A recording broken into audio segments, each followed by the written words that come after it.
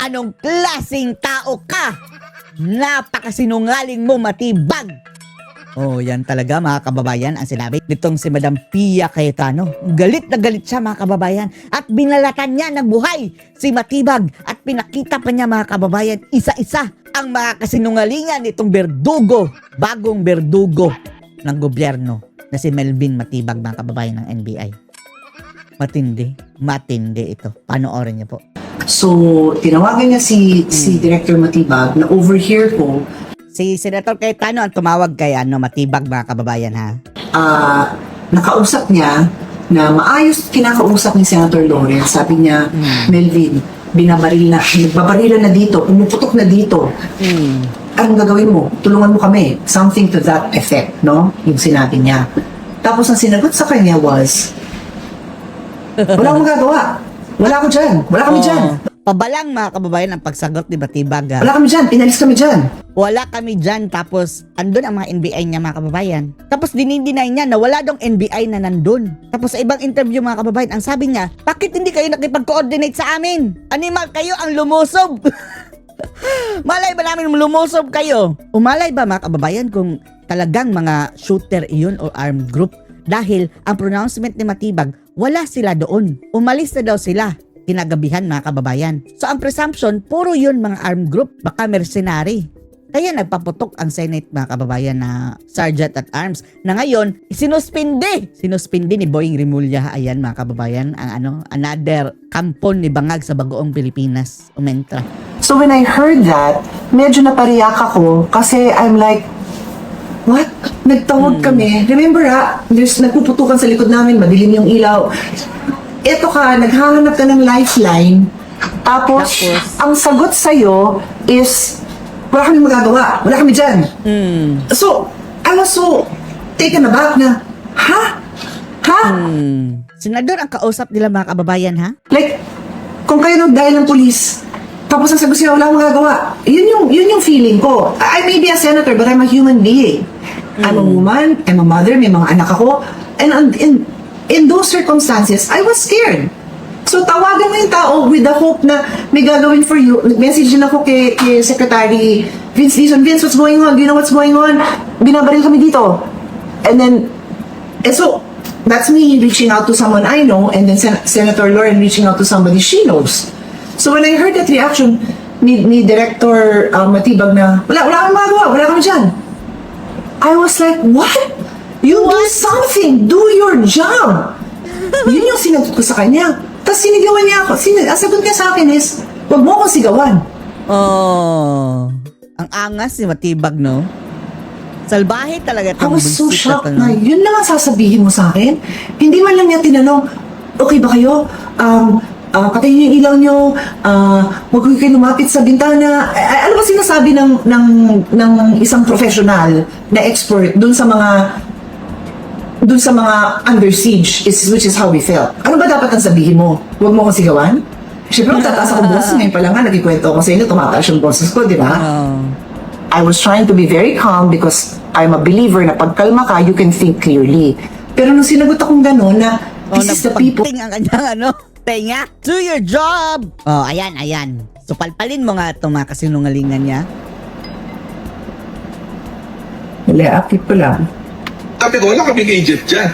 At wala naman po talaga. As Wala daw silang agent, ha? doon nagpaputok.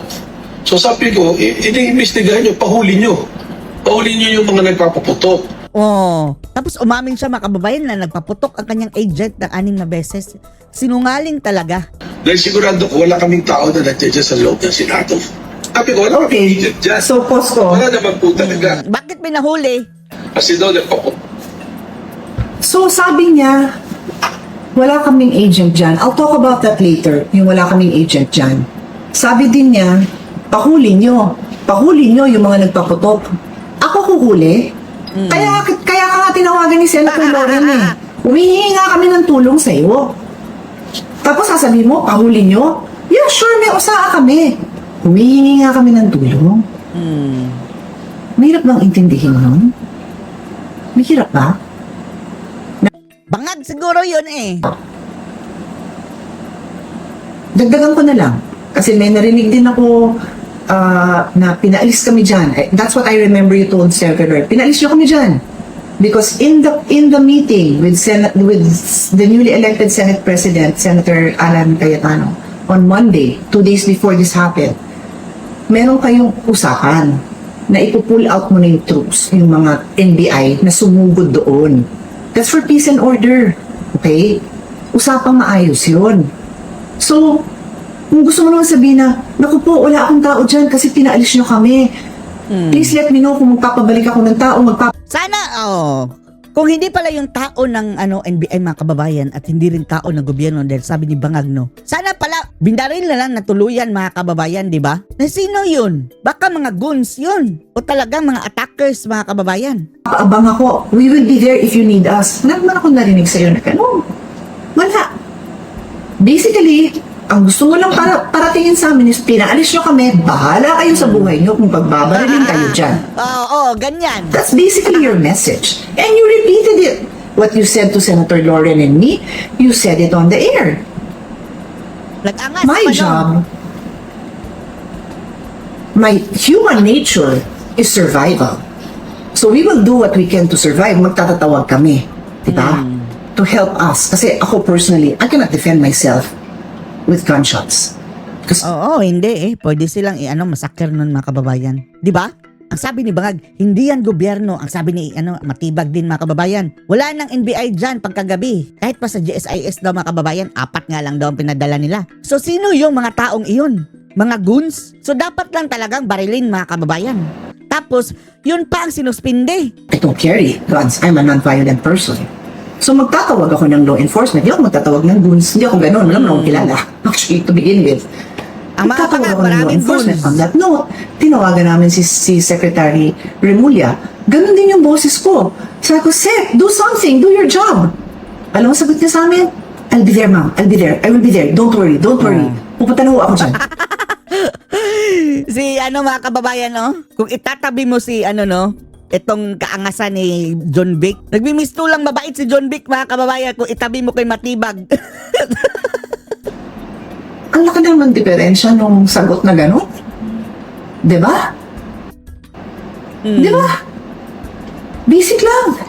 Basic. Oh, I'll go on. I'll move on.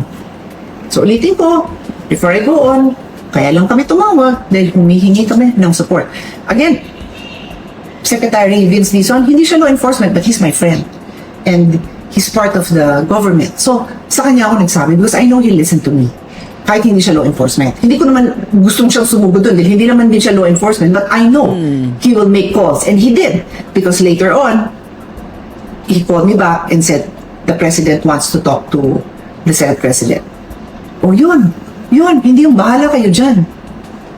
So next, sabi niya, wala daw siya doon. Di ba? Wala nga daw siya doon. So, I guess, to prove na wala siya doon, nag-video pa siya. The NBI director. Dito kami ngayon, You're here in Sequoia Hotel. Oh, Sequoia? And dito lang sa list of directors and officers. We're having fellowship kahit planning namin ngayon. So wala ka sa Senado? So, wala kami. We are on standdown because that's the instruction. Sequoia? Sino pala yun? Sinungaling talaga tong Matibag na to mga kababayan, no? Wala dong NBI sa Senado. Okay. Dito kami ngayon, So, ano yung purpose niya? Gusto niyang i-prove na wala sila sa Senado probably because there already was info na NBI yung tumitira. So, yung first objective niya, I think, because I'm not him, so hindi ko kayang pangunahan kung ano yung nasa isip niya. But as a lawyer, when I look at his video, gusto niyang i-prove na wala siya sa Senate. Hugas kamay, alibay mga kababayan ang tawag dyan. Nandun siya sa Sequoia. Take note, this was after I asked for help. Senator Lauren and I, 2 female senators of the Republic of the Philippines asked for Bahala help. kayo dyan. And nandun raw siya sa Sequoia, nagti-team building. Again, Team building, tapos yung habang nagbi-video mga kababayan, itago nyo ang bote, itago nyo ang bote. Anong bote? Bote ng alak? Posible mga kababayan, bakit itatago ang bote? Nag-inuman pala kayo dyan. take note. Walang masama sa team building. Walang masama sa planning session. Kailangan ng gobyerno yan. Pero mayroon ng crisis, team building pa rin inuna. Palusot, di ba? Siyempre, kailangan maayos yung pagpaplano nila, wala akong problema doon. But there's an emergency going on. Tapos tuloy-tuloy lang yung team building mo? Tuloy-tuloy lang? Totoo? Yo. Kawawa Team building kami. ng mga Pilipino kung ganyan ang attitude natin. Paano na lang? Dahil kung ano ang amo mga kababayan, siya rin ang mga tauhan. Pag ang tumawag si Aling Maria, si Aling Nene, Wala. meron Wala. akong putukan dito sa amin. Sorry, nagti-team building kami. Ganun? Ganon. I mean, think Ganun. about it. Think about it, think That's why Python. I'm doing this video more than 24 hours after the event because I've had time to reflect and to think. Doon sa first video ko, sabi ko, di muna ako magbabanggit ng pangalan, di ako mag-accuse. But now, I'm not accusing, I'm just stating facts. And my observations, they're my personal observations. You don't have to share them, but they are my observations of the facts that happen. And the reaction Kabangagan na, of Kabangagan na a talaga, top agency involved in crime detection, investigation, peace and order. Nandito kami nagti-team building. Bahala kayong magputukan dyan. Ang gusto lang na Team i-prove, building kami. wala siyang tao sa Senate. Ba't di ka man lang, ito lang. If there was a genuine desire for peace and order na magkaayusan, pwede naman sabihin kay Senator Loren, just tell Senate President to give the word. We will be there to assist. Or we will park our people nearby. Nanigaw pa, mga kababayan, nanigaw pa. Kapal ng mukha talaga, Call us if you need us. May ganun. If I missed it, then I'm sorry. But I didn't hear anything. In fact, all the videos are like, Bumait si John Vic this is why I bother to kung ikukumpara kay Matibag, bumait si John Vic. show it. I took Ang angas time na ni John Vic, to ha? digest before I make these statements. Kape muna ako. Sandali. Pause. Mainit ng ulo nila, Madam Pia. Tapang pala nito, So before I go on to my next point, when I butted in, kasi si Lore naman ang kausap niya, pero talagang sumingit po ako. Nung sinabi niya, wala kami dyan. Inalis niyo kami dyan. Wala kaming magagawa. I said, what? Do something. Do your job. Tapos ang sinigaw Do your ang sinasagot job, niya sa akin, huwag mo akong sigawan.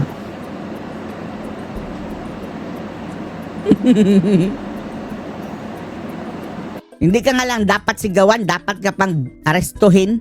Pag nakakapanood ako ng mga real life scenarios, syempre yung mga under attack nakakasigaw ka, di ba?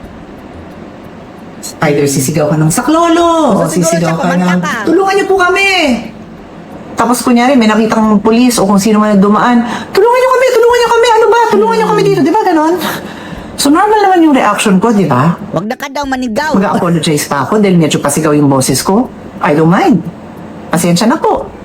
Nagsisigawan nga sila sa Senado na walang crisis. Pero siguro naman, just get the job done.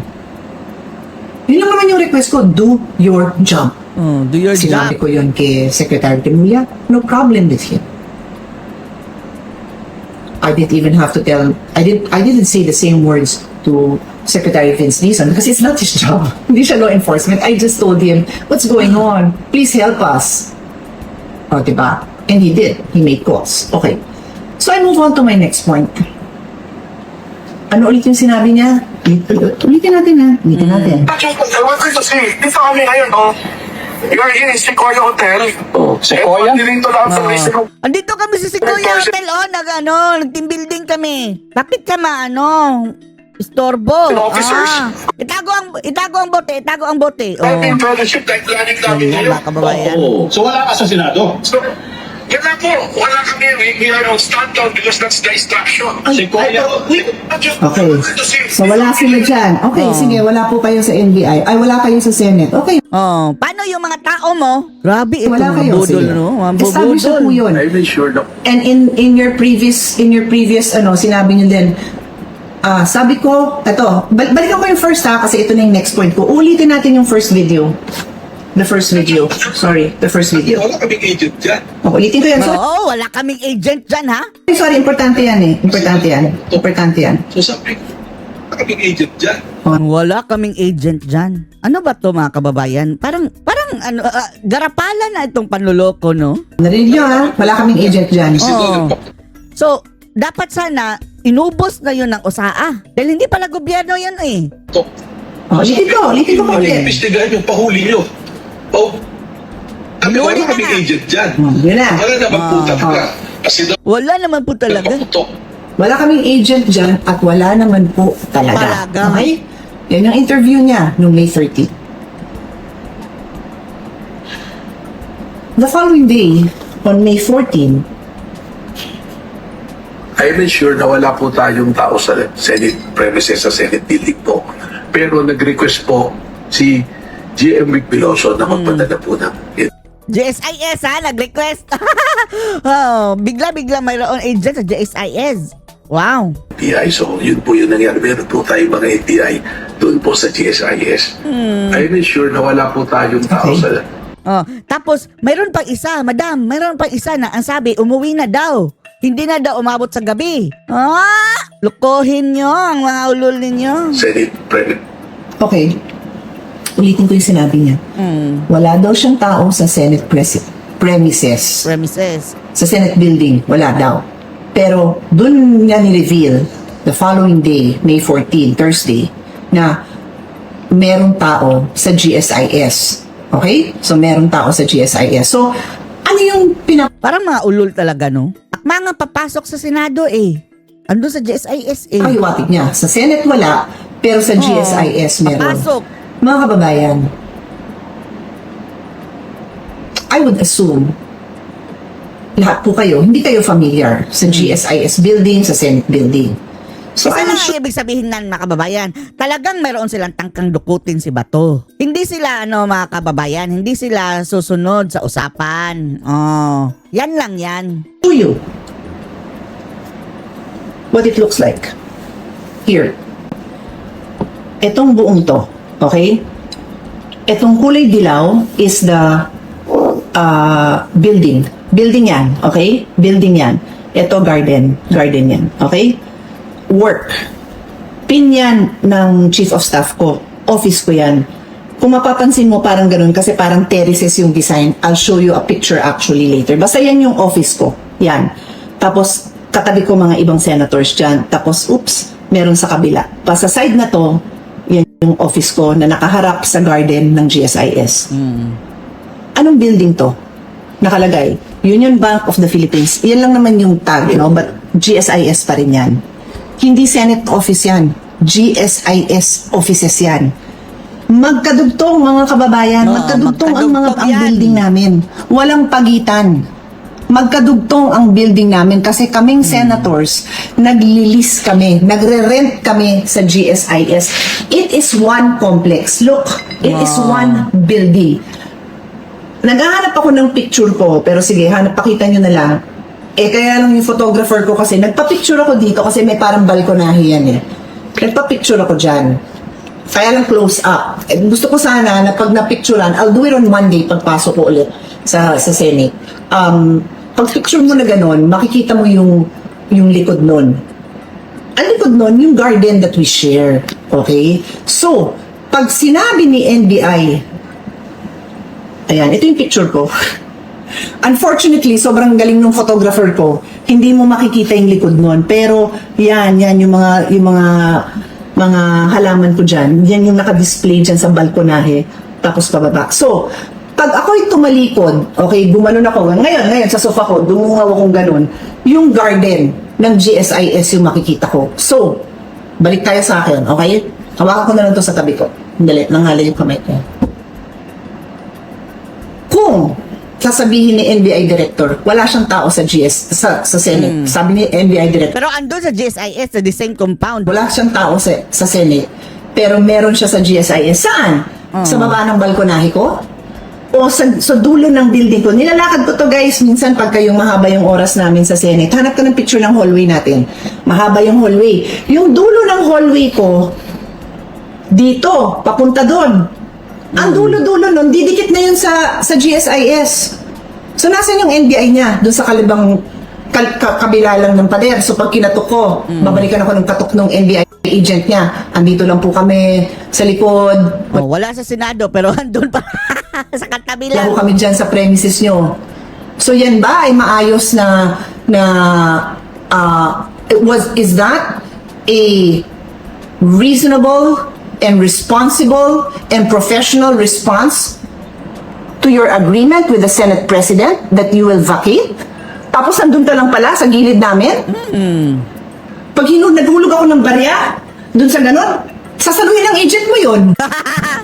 Pag kinato Sabihin pa, thank you sa barya. yung pader, nandun pala yung agent mo. Tapos hindi ka makasaklolo? Sasabihin mo, wala kang tao? Anong klaseng tao ka? Oh, ano klaseng tao ka? Matibag. Ano mga kababayan natin kung naglolokohan tayo ng ganito? Yun lang po, ang point ko. Yun lang. Ano tong picture? Ayan. Ito yung hallway na sinasabi ko. O yan, mababaliw na ako sa kakahawak nitong mga gadgets. Pag naglakad ka dyan sa hallway, ito yung hallway. Ito. Anong klaseng tao ka? Matibag.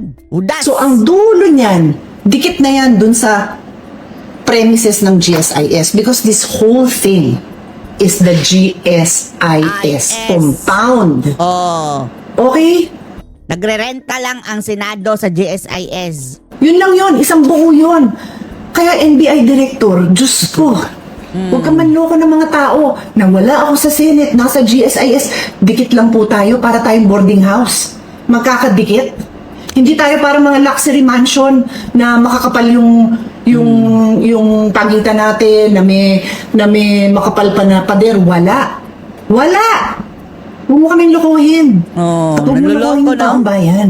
You were right there. Ulul. Not you personally, but your people. If you wanted to tell sa me, tawag and lang yan. Sa tawag lang yan ni Matibag mga kababayan, atras na kayo. Senator Lauren, that you wanted to help, you could have said, Pero ang sabi ni Amy mga kababayan utos ni Marcos, kahit sino pa yung mamatay daw, di ba? Sabi ni Amy, ituloy nyo, arestuhin nyo si Bato. nagtawa ko sa GSIS kasi nag-request si President Veloso of GSIS ng security. Pwede silang tumulong sa inyo. Ba't walang ganun? Isipin mo nga. Isipin nyo mga kababayan. Wala, dahil Matibag Daming conspiracy theories dyan. O yan, ang isipin nyo. Ba't naglolokohan tayo? Take a moment to think about it.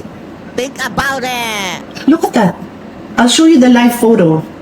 Ito, medyo mas mahirap intindihin. Pero, ayan no, paikot lang yan. Yan yung garden. Iisang building lang yon. And I wanna show you our address. Sorry, tuloy ko na to. So, kung galing ka dun sa taas, pababa, ay, yan lang yan no. Ito building namin. Ito yung garden. So, paano kung may agent siya dyan?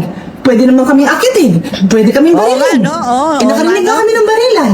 Tapos sasabihin mo, wala kang agent, tapos kinabukasan, meron, pero nasa GIS, ano nandun? O ito, staff ko to. Pababa sila from my office, yun nga yung balkonahe, pababa dun. Grabing ang baba panloloko, nun no? is, Anong klaseng yung garden tao nga ka, na sinasabi Matibag? ko. Don't lie. Problema Liar. dito sa gobyerno, dami nagsisinungaling. Oh. I wanna show our address. Do you have it in your phone? Here. Ito, pag ginugel nyo, Google ba to o Waze? Ewan ko, bahala na. Google. Senate of the Philippines. Address namin, Finance Center, GSIS Building. Ayun. Kasi nga nasa GSIS nga kami. Okay? So, yun lang naman yung point ko na I want to add clarity to this discussion. Sana yung oras Ay, natin nako, napupunta na lang Matibag. sa trabaho, di ba? Kailangan ko tuliwanagin because the credibility of government is at stake. My credibility is at stake because some senator chooses to invent a story about my car being used. O ngayon, may magka-question ng credibility ko. Oo. Oo nga, no? Pinagbintangan siya, mga kababayan, ano? So I have to explain. Nag-aabala ako mag-explain para maintindihan naman ng mga kababayan natin. So I think I've made my point. I don't know if there's anything I need. Buti naman, linyada pa ito ni Marcos, mga kababayan, sa buong Pilipinas sa anong eleksyon, ha? Pero, tahimik lang siya, mga kababayan. Kasama sila ni Lacson. Buti lumipat. At sigurado tayo, mga kababayan, hindi na ito babalik doon sa Bagoong. Sigurado tayo niyan. To add right now, but there were just 2 points. One of the top anti-criminal crime bodies of our country refused to help. When two Refuse to help. Kahit hindi female, kahit male. Katungkulan nila yan. female senators asked for help. And second, you lied. You lied! You made it appear that wala kang tao near us when in fact, nandun ka sa same compound namin. Nandun ang tao mo. Nandun. So yun lang mga kababayan, when you try to discern the truth, listen to credible sources. I just want to add clarity to this whole issue.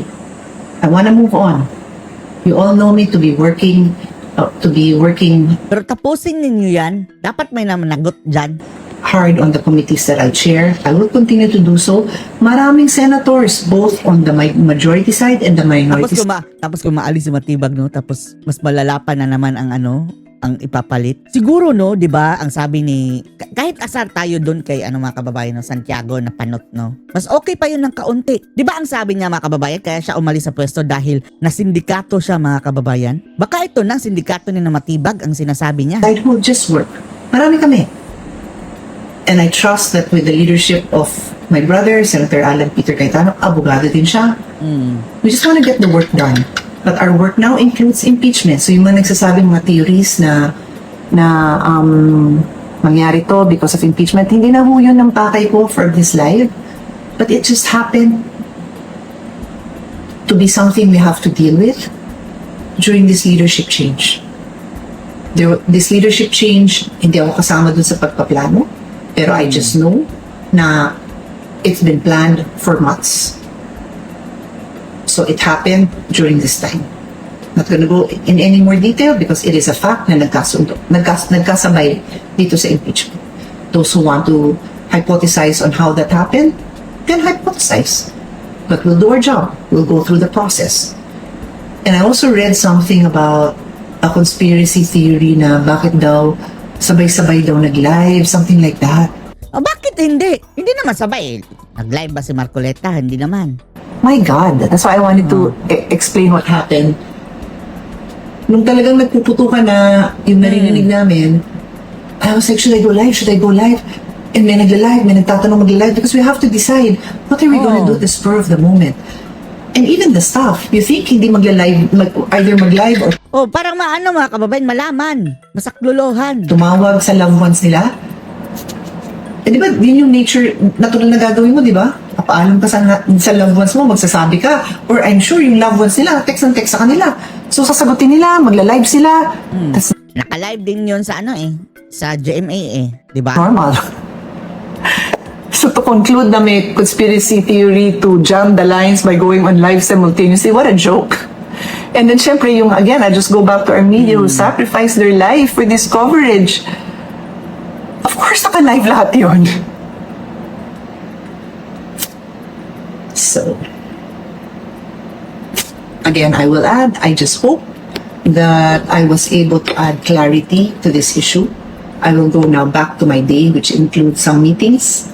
And, Nagpaplano na naman daw mga kababayan ng mga itong sina Itbulaga mga kababayan na kudita. Nililigawan daw. Ipinipressure ang ibang mga senador na kakampi ngayon ni Cayetano. Ano na naman kaululan ito? and then mga kababayan, I hope na in as much as there's a lot of interest in what happened and the truth should come out,